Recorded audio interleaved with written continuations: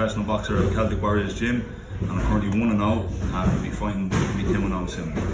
Perfect. So how did it come about that you start training with Pascal when you turned pro? So I would have known Pascal years. I would have trained out this gym for a long time. Me and my amateur coach Raj, he's from Blanchard in Fisborough. We boxed out Crumlin, so whenever we couldn't make it there, we trained here, and we got more space to ourselves here. You know what I mean? So we used to use here as much as we could, and so we knew Pascal from using the facility, anyways. And Pascal always gave me good advice because it was always, in my plans to turn pro eventually. So Pascal would have advised me before let's say 5 years beforehand. He would have been giving me advice when you turn pro. Yeah. This is what you should look out for. Just pointers. Never looked for Naomi. Never said I want to sign or I want you to box with me. Just genuine advice. So I knew he was a genuine fella, And then having experienced the kind of professional boxing world in the UK and speaking with different promoters from around Europe and that. Pascal was still advising me and still not pressuring me into signing with him when the time came to turn pro. So me and my dad just made a decision that we think would be best, team up with Pascal in terms of a coach, you know what I mean? So we thought just the experience he has anyways with elite fighters and the experience he has himself, having been around his brother, world champion, having been around Spike, elite fighter. Then I would aspire to Noel Kennedy, which is a heavyweight over here, so I was very well acquainted with everybody in the gym to begin with, so I thought it'd be the right move then to go with Pascal, So did that make it kind of easier for you when you came here, that you kind of knew all the lads? And it made it easier because there was no introduction to be made, but it still wasn't easy, the transition, the difference between amateur training and professional training, and the intensity is completely different, so it definitely made it easier in the sense that it wasn't new. The guys weren't new, the gym facility wasn't new, but in terms of training regime and that, it was completely new, so it was still tough, and still is tough, Yeah. Some of the guys, they're not heavyweights, there's only kind of a few. Yeah. So do you find it hard getting sparring partners for you? Previous, say 2 years ago, I would have found it very hard to get a sparring partner and would have always sparred lighter guys. But over the last year, I've done more around sparring than I've probably done my whole career with elite heavyweights, so in the UK and around Europe. So, just because I can't get sparring here doesn't mean I'm not getting sparring. I'm still travelling and not sparring, How did, you're becoming a big name, everyone is kind of getting to know your name, and then especially because you've been sparring with the likes of Joshua, Chisora. How did that all come about? It's kind of just snowballed really from the Chisora camp. So October last year, I got a call up to spar with Chisora when the Usyk fight was announced, and hadn't even had a pro fight at that stage, hadn't boxed competitively in a year and a half because of the pandemic and stuff. Nearly 2 years. So I got a call up because I actually fought a guy from the UK. He's from White Hart Lane Boxing Club. Beat him in England, and his coach always remembers me. We had a great fight. Remembers I was southpaw, good operator. I'd be technically good, for heavy, not just a big brute. Not just a big, without throwing roses at myself. Not just a big brute. So he always remembered, and he's actually involved with Chisora. Said he'd be a great spar. I'll get you in, and I didn't think much of it because it was about 6 months before the fight happened. But then 6 weeks out from the fight, they called me and brought me over, and I got to meet all the gang. Had some really good rounds with Chisora, exceeded probably everybody's and my own expectations. Because like that, I hadn't sparred or boxed in a long time.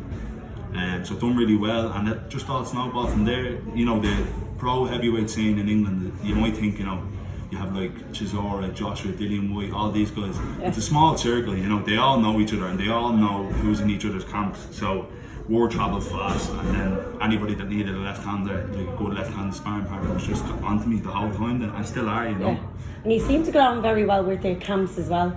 Wasn't stalking the social media, but you just seem to get on. You are kind of the nice guy in boxing. And nice, do you know what it is? Nice guy in a way that I can get on with anybody, have no beef with anybody, and be a likeable bloke. I would like to think anyways, you know what I mean? Would be a likeable bloke, but it doesn't transfer like that in the ring, I'm not too nice in the ring. But I get on with everybody, I do. So it's that's half the battle. Sometimes I bring in guys to sparring camps and I see them, they don't get on and they don't even do any of their training sessions with them. I'm up for it because it's an opportunity for me to learn and progress. So if there's an extra training session around, I'm there. So I'm spending more time with these guys all the time and just getting to know them, and I think I'm easy to get on with. So that helps, definitely helps. So what's next after your next fight? Let's say you win. what do you want to go on and do? Like, what's your kind of roadmap now? Roadmap. So like, I'm not. This isn't a short game for me. Like, I'm not in it to make as much money as I can as soon as possible, because the route I've chosen, I've left offers on the table where I could have made a lot of money already. Could have been a lot busier than I am. But I'm picking the clean, slow route. I want to take it nice and easy. It's like an apprenticeship. You need to serve your time. You need to be in these camps. You need to have a good few fights under your belt before you can take these chances against big names. Because when I take these chances, I don't want to be underprepared. I want to say, right, that was the best me that could have been. It didn't move too quick or anything like that. So I'm taking it slow and steady and stepping up. I want to step it up every year, until we get to that level. But I'd like to have about, say, 6 fights under the belt and then go on and take on a name. I think I could fight, a decent name. Like, I'm not going to start calling names yet, but I think we could fight a few of the lads in England already, And I definitely, take a few scalps in England at this stage already. But not taking that chance yet. I want to at least 4, 5, 6 fights, and then ready to take on whoever. They're not the top lads. I mean, European level, step it up then to fringe world level, and then you have world level. You know what I mean? So I'm no fool. I know where I'm at the moment, but I know the potential is there as well. Is that the kind of route you want to go? Irish championships, European championships, and then moving on to... It's a difficult one. It depends where I choose to campaign. Like, at the moment, I'm still weighing up my options between the UK and America.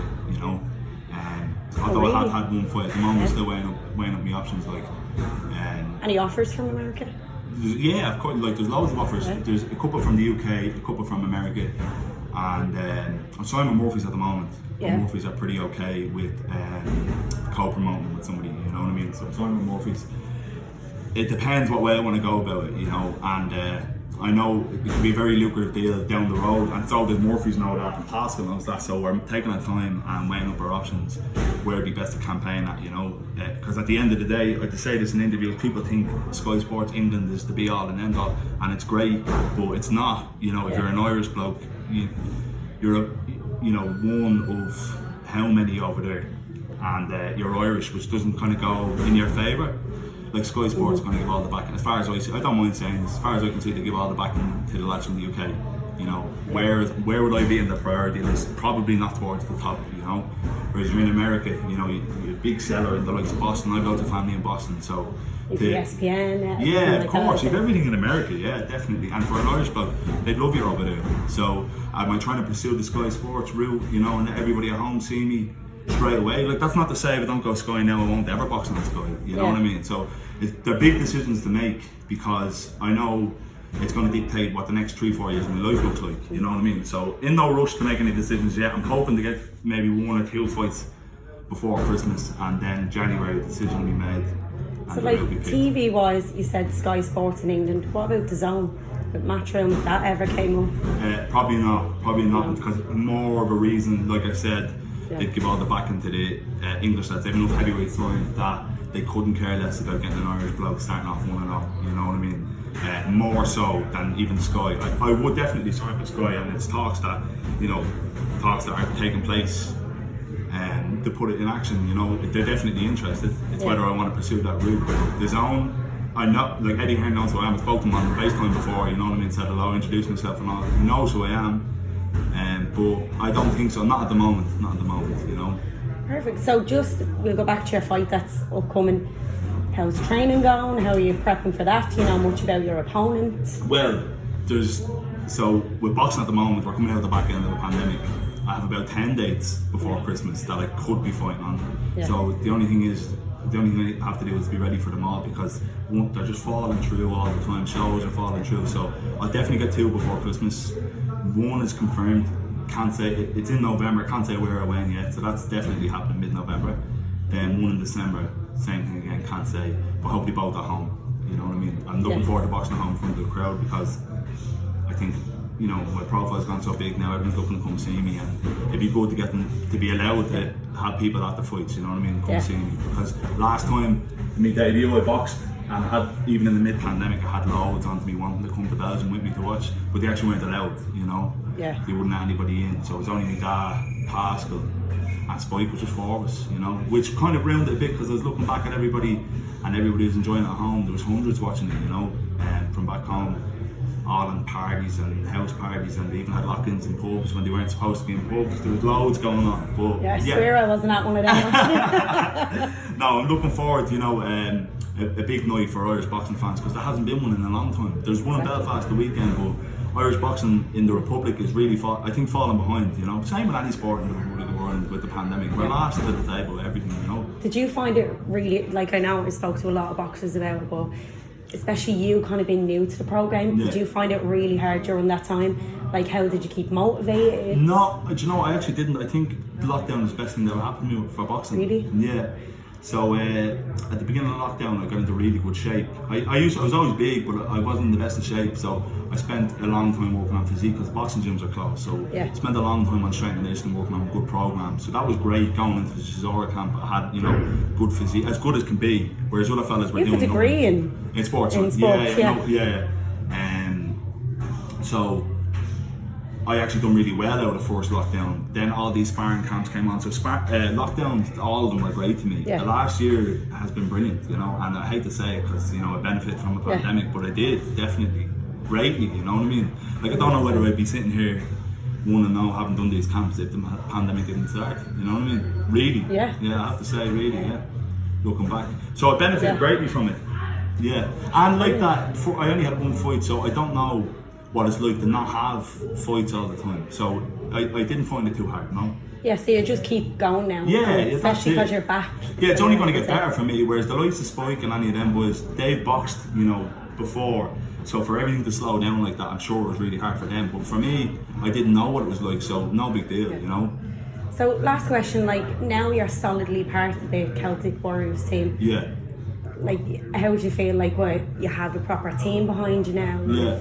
Pascal and all that support, so yeah, it feels deadly. I have a really good team. So I have Pascal and Raj as my coaches. Pascal is head coach, Raj is still part of the team, which I'm delighted about, you know. Then I have a strength and conditioning coach, John Connors, which is, he's like the secret weapon, you know.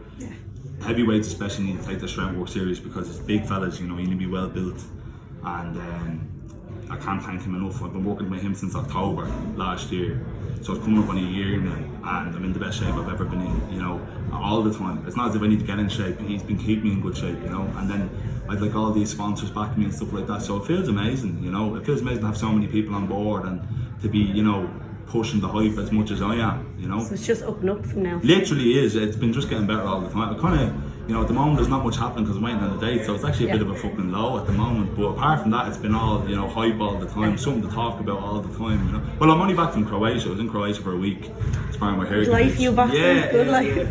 I was in Croatia sparring with Filip Hergovic for a week. So if he wins his fight on this Friday, he's mandatory for Anthony Joshua next as well. So he's another top fella, you know. Yeah, you're getting the big names in there. Yeah, hard rounds as well. Yeah. Well, that's perfect, Thomas. Thanks a million. Thanks.